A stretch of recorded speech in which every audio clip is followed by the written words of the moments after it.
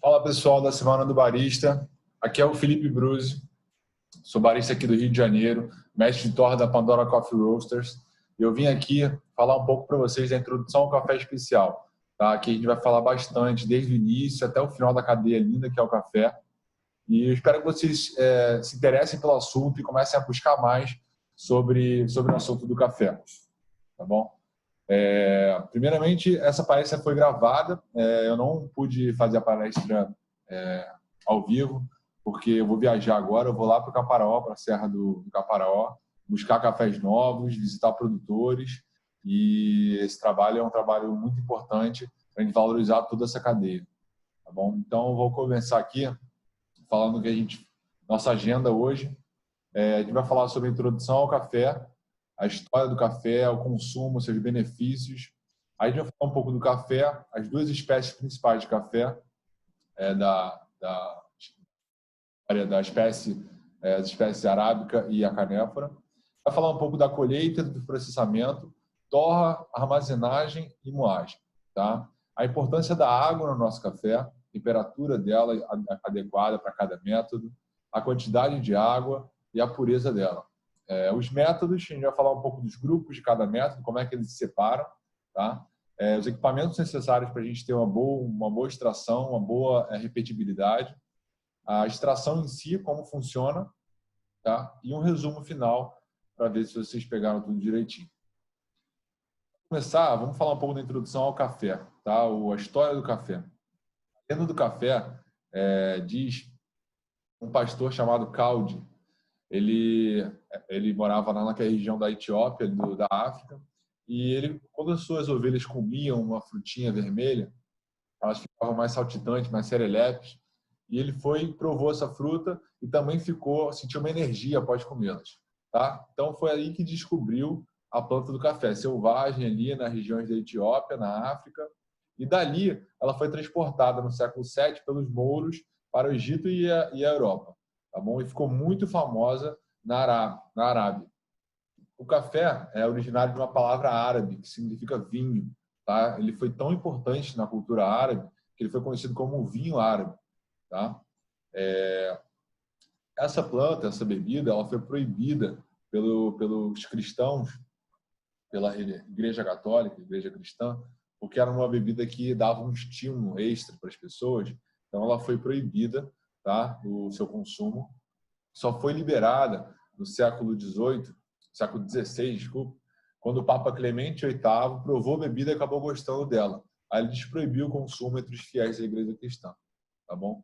O café ele chegou no Brasil por volta de 1500 e foi amplamente difundido no Brasil, veio das Guianas ali do norte, começou na região norte do Brasil e foi descendo até onde ele encontrou Rio de Janeiro, São Paulo, onde teve uma grande facilidade de produção lá. Tá? E hoje o café ele é o nosso maior, já foi o nosso produto mais exportado no Brasil. Hoje o Brasil é o maior produtor de café do mundo, tá? O maior produtor de café do mundo das duas espécies, arábica e canéfora. O total de café é maior na União Europeia, era seguido pelos Estados Unidos. Essa tabela está até defasada já. Hoje o Brasil já é o maior país consumidor também de café, além de ser o maior produtor. E a gente tem também o consumo per capita. A Finlândia é o país que mais café per capita no mundo. Isso é um país mais frio, né? Todo mundo acaba consumindo mais café. Os benefícios do café. O café, ele, por ter muitos antioxidantes, ele é uma bebida, um café puro, um café de qualidade, uma bebida que evita o câncer pelos antioxidantes que ele tem. Ele alivia o estresse, ele rejuvenesce, ele estimula a digestão, diminui o risco de diabetes. Claro, o café sem açúcar, né? O café com muito açúcar não adianta. E fortalece as amizades. Quais são as principais espécies do café? A gente tem a arábica e a canéfora. A arábica ela é produzida geralmente acima de 800 metros, enquanto a canéfora pode ser produzida abaixo de 800. Tá? Os estados principais da arábica são Minas Gerais, Espírito Santo, São Paulo, Bahia e Paraná. Já na canéfora, a gente tem Espírito Santo, Roraima, Bahia, Rio de Janeiro e o noroeste de Minas Gerais. Tá? A arábica ela possui um teor de cafeína menor, quase metade do teor de cafeína da canéfora, enquanto os açúcares da planta da arábica são quase o dobro dos açúcares da canéfora. As características do arábica, a gente encontra mais aroma e sabor, tá? São a espécie onde a gente consegue encontrar diversos aromas diferentes, o floral, o frutado, enquanto a canéfora já é uma planta onde encontra mais a robustez dela, tá? Mais a doçura, mais o corpo, mais o amargor, sem ser uma coisa tão aromática. Hoje a gente tem canéforas fermentadas com bastante qualidade também, mas isso é uma tabelinha básica para vocês entenderem um pouco de cada espécie. Tá? A arábica produz menos frutos, tá? Comparado com a canéfora. A arábica também é menos resistente a pragas. E a produção mundial é 70% arábica e 30% canéfora.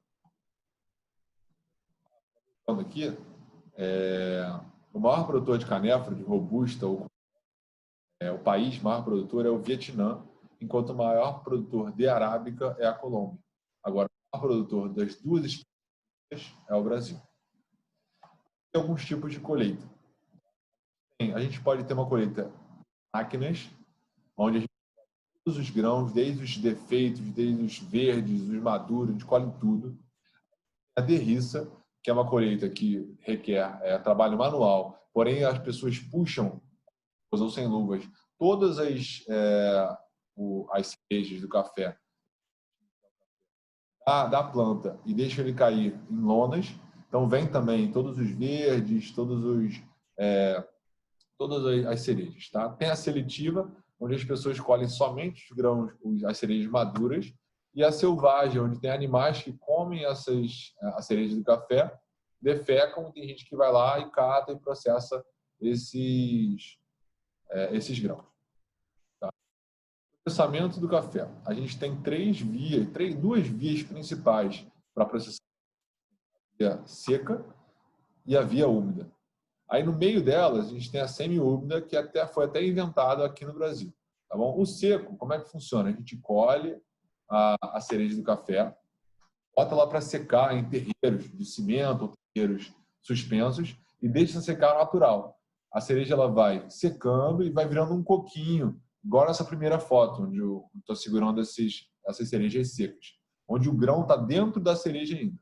Tá? O úmido, que é a terceira foto, o café passa por um despolpador, onde sai toda a película vermelha e sobra somente o grão com o pergaminho e seca também no terreiro suspenso ou no terreiro de cimento, e deixa esse café mais limpo e menos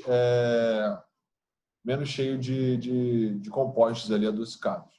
Tá? E o meio do caminho, que é o semi-úmido, o café passa pelo despolpador, só que ele não passa totalmente. Ele passa, tira uma parte da mucilagem, mas não tira ela toda. Então ele fica com esse aspecto meio escuro e claro, como na segunda foto. Tá bom? O que vai influenciar na bebida final esse processamento?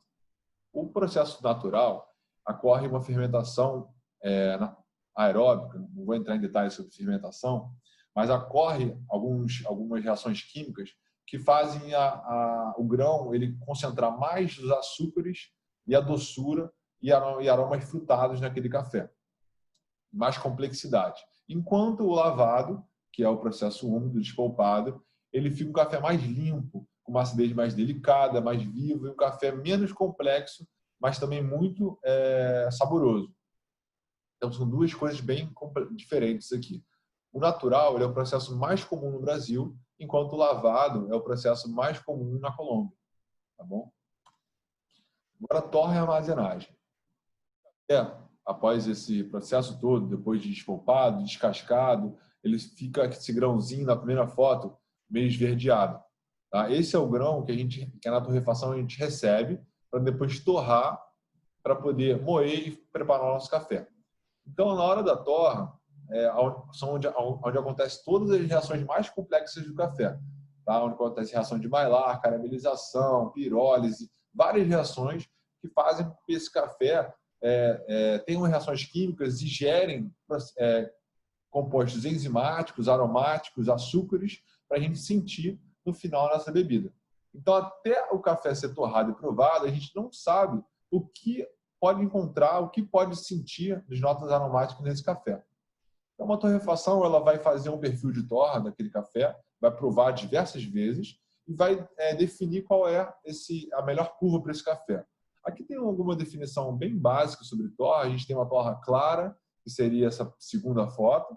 Tá? A clara não necessariamente é uma torra que vai ser uma torra crua. Tá? A torra clara ela é uma torra que ainda já teve todo o desenvolvimento daquele café, não está não cru, tem solubilidade, mas ainda não foi uma torra que passou por tantas etapas, e é uma torra geralmente onde tem mais acidez e menos doçura e corpo.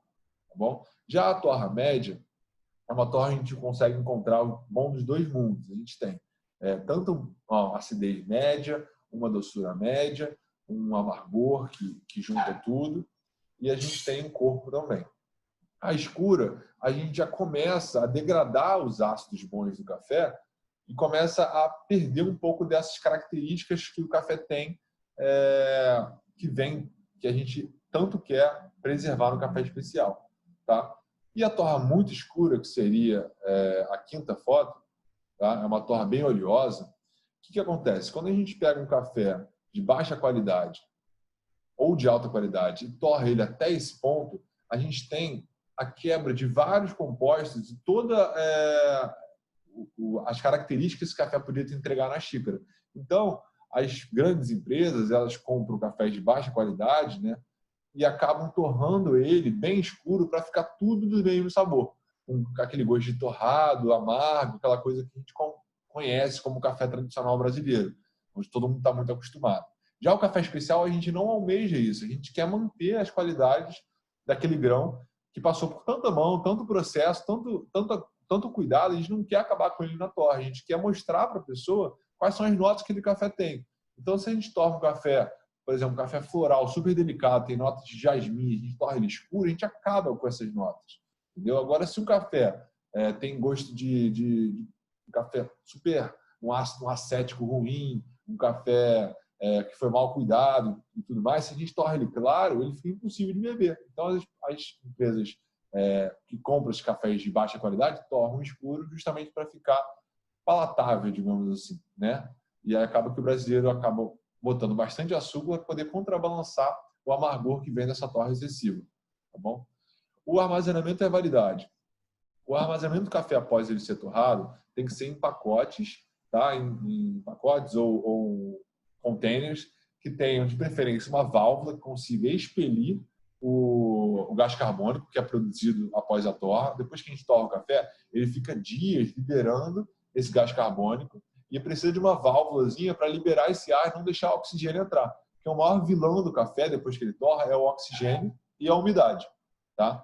Então, a gente tem que deixar o café num lugar seco e arejado, longe da luz, de preferência no pacote que tem a válvula ou a vácuo. Tá? Tem pacotes também que deixam a vácuo. E o prazo vai depender muito da torra, do café, do processo. Mas, em geral, a gente tenta provar o café a partir do quarto, quinto dia de torra. Ele deve ir crescendo de sabor até um 12º dia, onde ele começa a talvez decair todos aqueles aromas que ele pode ser encontrado. Mas isso não é regra, tá? Tem cafés que você prova com 30 dias de torra e está excelente ainda. Tem cafés que você prova no dia seguinte da torra e também está excelente.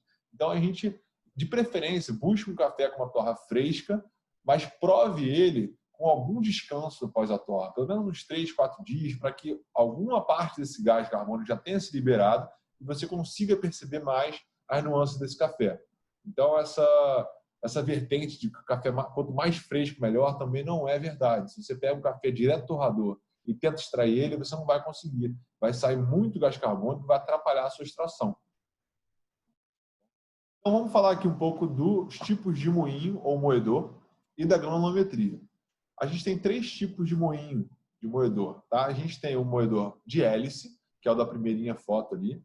É um moedor que ele é como se fosse um liquidificador ou um processador, onde você põe os grãos dentro tem uma hélice, você aperta o botão, a regulagem, e essa hélice vai girar moendo o café conforme o tempo que você deixa moendo. Então, você tem que ficar de olho ali e regular para ver se você consegue ter uma moagem homogênea. Esse é o moedor mais em conta, porém, é mais difícil de você ter uma moagem homogênea nele. Geralmente fica grãos mais grossos, mais finos, é um pouco mais complicado. O moinho cônico já tem uma excelente capacidade de ter uma moagem homogênea, porém são moinhos um pouco mais caros. A gente recomenda, para quem está começando, talvez comprar um moinho cônico manual, que aí é um moinho que você consegue encontrar por 100, 120 reais, e você moe ele manualmente. Já os elétricos já vai subir para uns 300, 400 reais um moinho cônico. E o de disco são moinhos muito precisos, que geralmente são utilizados em cafeterias, moedores grandes, para moer para expresso. Tá? As lâminas em disco, elas fazem o café sair numa homogeneidade excelente, tendo uma extração super com repetibilidade e de alto nível. Tá bom? A granulometria. Na hora que a gente moe, a gente tem que escolher o que tipo de moagem vai fazer, dependendo do método que a gente vai utilizar. Então, a gente tem desde a moagem grossa, que é aquela lá do canto da direita, que a gente moe ele rápido e ficam grãos bem grossos ali, como se fosse um açúcar mascavo, um açúcar demerara. E conforme você for moendo mais fino, vai virando esse pozinho mais fino, como se fosse areia, depois vai virando mais fino, como se fosse açúcar. Então, dependendo do método que você for utilizar, vai ter uma moagem mais adequada. Eu vou falar um pouco mais na frente dos métodos, aí eu vou indicar a moagem ideal para cada um. Mas só para adiantar, a moagem fina geralmente é indicada para os métodos onde tem alguma pressão, tá? O expresso, a cafeteria italiana, e a moagem mais grossa para quando não tem um filtro de papel, quando geralmente você coa ele, um filtro de aço, alguma coisa para que não passe pó de café para a sua xícara. E a extra fina, que nem está na foto, é uma moagem que fica como se fosse um talco na mão, e ela é usada no método turco, chamado híbrido, onde as pessoas põem o café e o pó de café e a água e esquentam tudo junto e depois bebem aquilo tudo junto. Ele meio que dilui todo na água. As pessoas não coam esse café. É um método muito comum na Turquia e no mundo árabe, antes de começarem a coar o café. Vou falar um pouco da classificação dos grãos. A ABIC, a Associação Brasileira da Indústria do Café, ela separa os cafés em categorias somente. A gente tem 8, na verdade, não tem nada de extra de cafeína, não vai te dar nenhum levante a mais. Ele é simplesmente extra torrado, tá? Então ele tem aquele gosto mais amargo. O pessoal acha que por ele ser mais amargo ele dá mais força, mas isso é mentira. A gente tem o tradicional, que é um café que pode levar um blend do Robusta com o Arábica e pode ter até vários defeitos, uma porcentagem alta de defeitos. A gente tem o Superior, que são cafés mais difíceis de encontrar no mercado. Geralmente a pessoa ou vende um tradicional ou vende o gourmet, tá? Que é um café que não é tão baixa qualidade quanto o tradicional, mas também não chega ao nível de um gourmet. Também pode ser um blend entre o Arábica e o Robusta. E a gente tem o gourmet, que tem que ser um café estritamente 100% arábica, tá? Mas não necessariamente com uma pontuação alta. Aí que entram os cafés especiais. Os cafés especiais são categorias da SCA, da Specialty Coffee Association, onde são cafés que são provados por key graders, são profissionais mundiais que dão nota para esses cafés, tá? E a pontuação da SCA, quando o café ele tem uma pontuação bate acima de 80 pontos, ele é considerado um café especial, tá bom? Para vocês terem uma ideia, um café acima de 80 pontos já é um café limpo, sem defeitos, com uma doçura, com corpo, com uma acidez gostosa. Já é um café que você vai encontrar nuances diferentes. Tá? O café especial ele não é só pontuação. Isso eu estou dizendo na teoria mesmo, mas na prática, o café para ser especial, ele é um café que ele passou por tantas mãos, foi tão bem cuidado até chegar na xícara do cliente final, que ele é especial por isso também. Ele é especial porque ele passou famílias que colheram, produziram aquele ano inteiro aquele café, tiveram um cuidado com aquilo, colheram manualmente, depois tiveram um processo que foi natural, lavado, depois descascaram o café, passou por uma torrefação, cuidou daquele café, fez uma torra condizente com aquele café, não extratorrou ele, nem deixou ele cru. Então, passou depois na mão de um barista que extraiu esse café. Então, o café especial ele passa por tantas mãos que é por isso que torna ele especial, e não somente para a população acima de 80 pontos. Pensa aqui no café cru, só para vocês terem uma ideia do visual do café, o café tradicional. O café especial ele é um café que geralmente não tem defeitos, não tem defeitos graves, não tem grãos pretos, ardidos, pedra, pau, já tem vestígios de inseto no café. O café tradicional já é o da direita, de pessoa, a marca ela torra ele extra escuro, põe tudo junto. Você hoje raramente vai encontrar um café tradicional em grão no mercado, porque não tem só grão ali, tem tudo moído ali dentro. Entendeu? Então é um perigo isso. Você não sabe o que você está realmente tomando. O café especial você consegue encontrar em grão. Você olha ali e vê que só tem grão dentro daquele pacote. Não tem pedra, não tem pau, não tem resto de inseto, não tem nada disso. Tá? Agora, uma segunda etapa que é tão importante quanto o café é a água. Tá? A água ela compõe mais de 98% da sua xícara de café. Então, se você usa uma água ruim para você extrair o café, você vai ter uma xícara de café ruim. Então, a importância da água é muito importante. Quando você usa água, você tem que usar uma água de ótima qualidade, de preferência filtrada, ou se você puder até água mineral. Tá? Se você pega a água cheia de cloro da torneira da pia e ferve ela, claro que você vai matar as bactérias que você poderia ingerir. Mas aquele cloro que está ali, aquelas outras impurezas que não vão fazer mal para você, vão acabar atrapalhando a extração do seu café ou dando um gosto ruim na sua xícara. Então, a gente sempre recomenda que você use água filtrada, tá bom? Para o seu café, por conta de todos esses pontos que eu falei. A temperatura ideal para a extração do seu café, quando a gente está falando de extração quente, tá? Não estou falando agora de extração fria. A extração quente, ela precisa de alguma temperatura, tá? Na hora de extrair. Você tem que ter, no mínimo, 94, 96 graus para extrair seu café. Porque se você usar uma temperatura muito baixa, você não consegue ter energia suficiente para extrair os ácidos e os aromas daquele café. Então, quando você usa uma água muito abaixo de temperatura, 80, 85 graus, você não consegue extrair tudo daquele café. Então, o ideal é você usar o café, a água, assim que ela começar a levantar fervura, você já consegue usar essa água. Agora, aquele mito, água ferveu. Se você ferveu a água, você ainda pode extrair o café? Pode extrair o café. Você não vai queimar o café. Isso é mito também. Porém, o que acontece? Quanto mais quente está a água, mais rápido você vai extrair o seu café. E quando você extrai o seu café, você tem um limite de extração que vai ser bom aquele café. Quando você passa disso, você começa a ter um amargor indesejado. Aí eu vou falar um pouco no próximo slide. Então, a quantidade de água para o seu café vai depender muito de você. Tá? Não tem receita básica. Quando você gosta de café mais intenso, você bota menos água. Você gosta de um café mais diluído, você bota mais água. Então, não tem muito receita. O certo e errado, tá? O que a gente recomenda é, se você gosta, por exemplo, de um café mais intenso, você bota, para cada grama de café, você bota umas 10 gramas de água. Se você gosta de um café mais diluído, você bota cada grama de café, vai aumentando para 16 gramas de água. E assim vai, entendeu?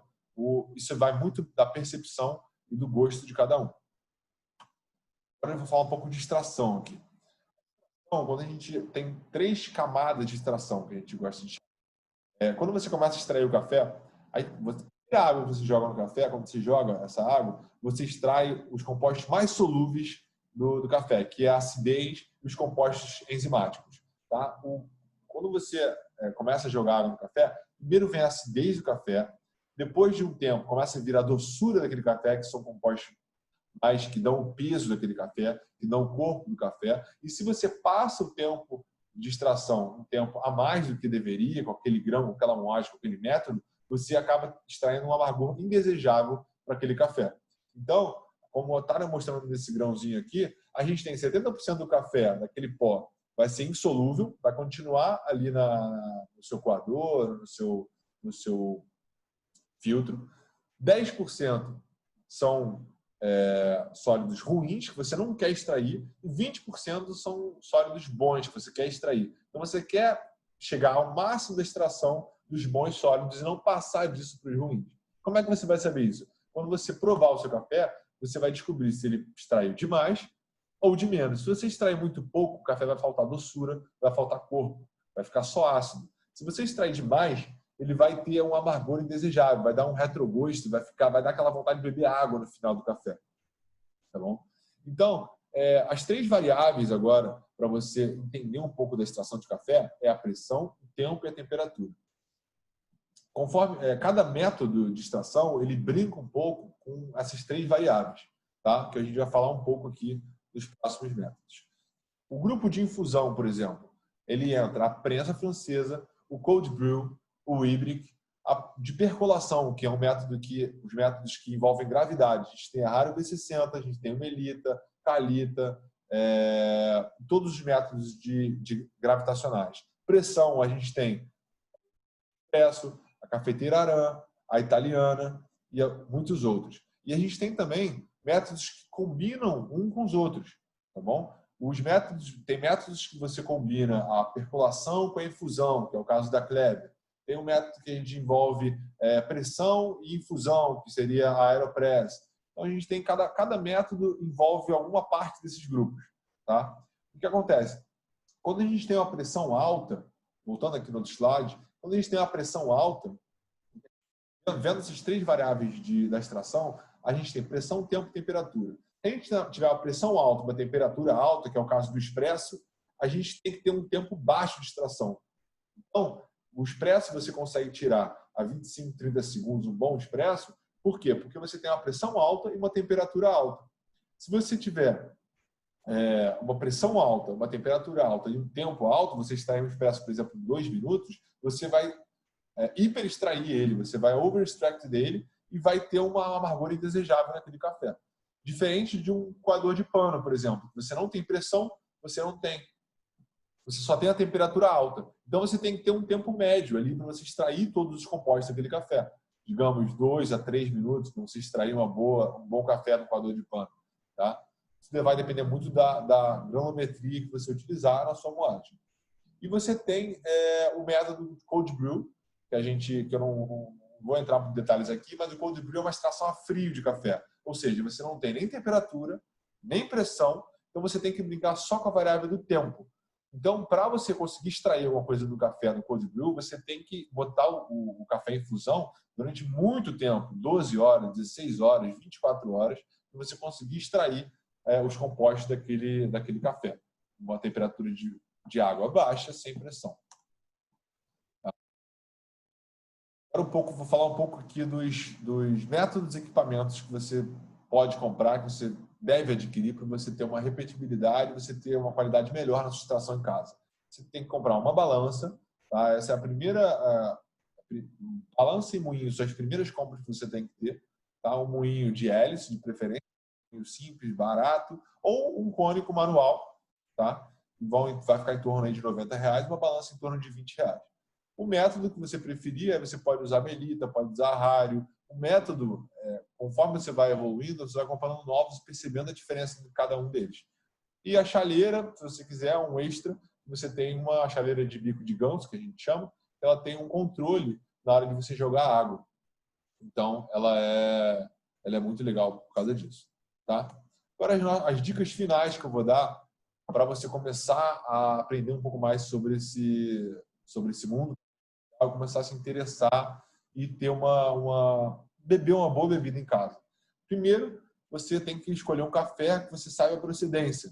De preferência que diga de onde ele veio, quais são as notas sensoriais, se ele está bem armazenado, se ele está numa embalagem que tem válvula, uma embalagem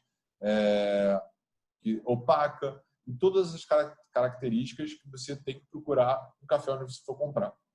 A torra é muito importante também. Você procure um pacote onde tem a data de torra escrita nele.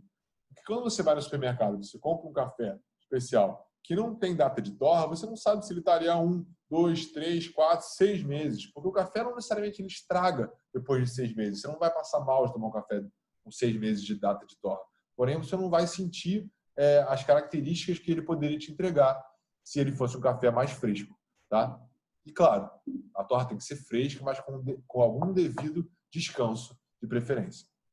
Tá? A água, como eu falei, a água tem que ser filtrada ou mineral. A água é muito importante, compõe 98% da sua xícara de café, então não use uma água ruim, use uma água boa. Temperatura dela, ferveu, pode usar, não tem problema. Não pode usar é água fria, claro, para os métodos de água quente. Se eu vou usar cold brew, é outra história.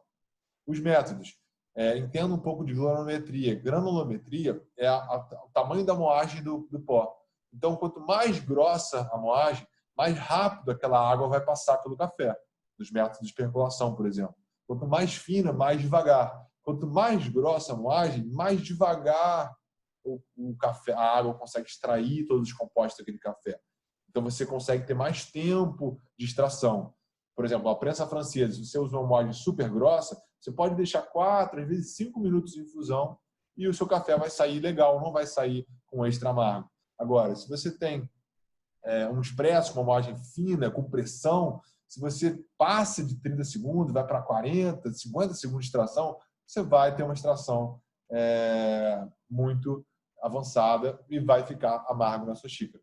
Então, métodos, a gente se importa com granulometria e os equipamentos que eu falei, balança, moedor são os primeiros, depois você começa a comprar os métodos, depois uma chaleira, se você quiser. E a extração, como eu falei, entenda sobre o tempo, pressão e temperatura. São as 3 principais variáveis para você entender da extração. Quanto maior o tempo, maior a pressão, menos temperatura. Quanto maior a temperatura e pressão, menor o tempo. Você não consegue aumentar os 3 ao mesmo tempo. Entendeu? E se você não tiver nem temperatura, nem pressão, você tem que ter um tempo alto, que é o caso do cold brew. Tá bom? Então, essas foram algumas dicas que eu quis falar para vocês, as dicas finais dessa introdução ao café especial. É um mundo lindo, maravilhoso, que eu acho que todo mundo deveria descobrir um dia e começar a provar e se importar com da onde vem esse café. Tá bom? Eu vou falar um pouco das minhas empresas. O Beco do Café é a minha cafeteria aqui no Rio de Janeiro. É uma cafeteria que a gente só usa café especial, com diversas bebidas de café. A gente abriu em 2017 e ano passado eu resolvi criar a minha torrefação também, começar a torrar o meu próprio café e vender para outros lugares. E aí eu criei a Pandora Coffee Roasters. E aí estão Instagram das duas. Espero que vocês gostem, tenham gostado. Se vocês quiserem saber mais sobre o mundo do café especial, sigam a gente lá nas redes sociais. Pode mandar mensagem também. Meu Instagram é @baristabruse. E eu estou aí para ensinar, para ajudar, para divulgar esse mundo do café especial, que é tão importante para a gente que trabalha nisso. E vai ser importante para todos vocês também. Depois que a pessoa entra no café especial, ela não consegue voltar mais para o café ruim. Então, agradeço muito a participação na Semana do Barista. Espero que gostem de todas as palestras, espero que vocês curtam tudo isso, aproveitem e tomem muito café bom, não tomem café ruim, aproveitem tudo e é isso aí. Um beijo, um abraço, falou!